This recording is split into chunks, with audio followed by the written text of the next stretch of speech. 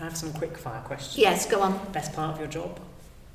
Oh, best part of my job is that I think almost nobody, I go to the theatre 5-6 nights a week.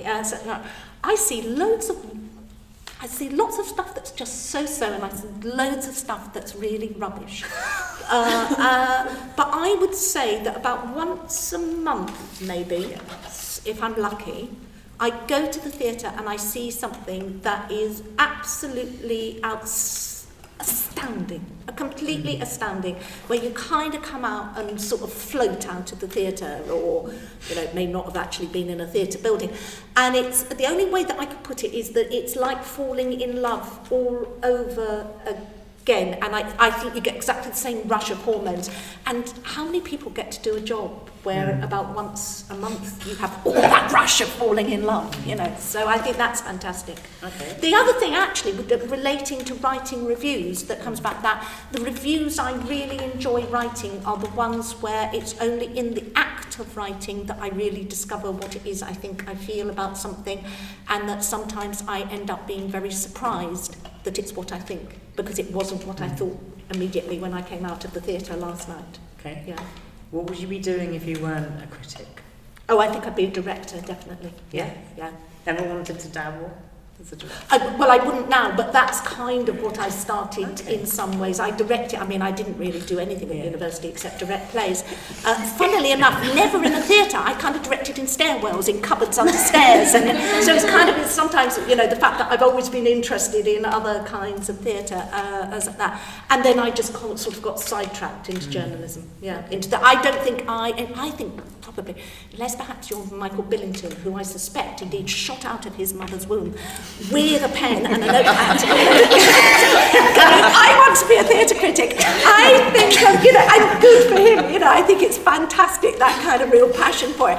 I think there are very, very few, don't put that bit. I think there are very few people who kind of go, I want to be a theatre critic. I think you kind of fall into it from another way. Like Kate Bassett, she was kind of, I think was, there was a director, people write people. And I think that's good and healthy. I think the separation is a bad thing, yeah. And how many 5-star reviews have you written? And what makes a 5-star review? Well, I think it's like you're in love, so that, sometimes you're in love, but it can be a painful in love, it's not necessarily that you've come out and you've had a good time. You may have, kind of sinking Lear and it's been cathartic. I hardly ever give 5-star reviews, no. You did recently, didn't you? Yes, I gave a view from the bridge, but that's my first one this year. Yeah, but what was it about it? What's it? Because it's just absolutely extraordinary. Has people seen it? Yeah. Yes? Yeah. Go, if you get a chance, really go and see. There are cheap tickets available, but it is extraordinary. It really is.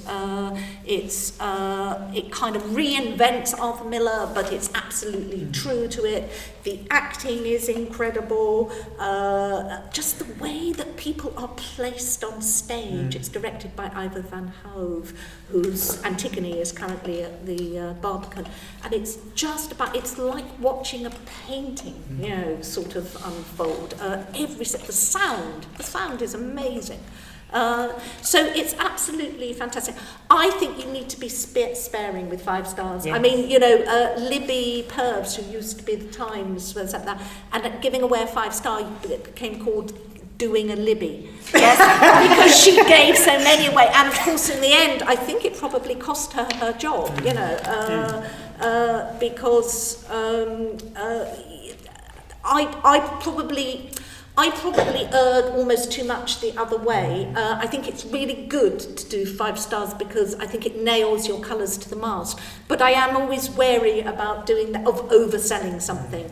But where I particularly do it actually is with smaller shows, where I would go,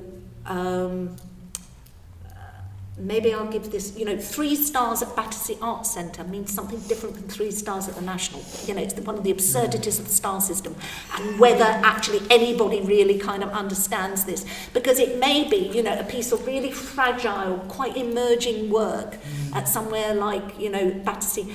I would prefer to give it 3 stars, and then people kind of go, oh, but actually this is really good, rather than talk it, so I'd give it 3 stars and talk it up, rather than give it 4 stars and then people go, well, actually, but this was, very fragile, it's very new work and things like that. Whereas, of course, 3 stars at the National Theatre or the RSC almost certainly means that the reviewer was a bit disappointed, yeah?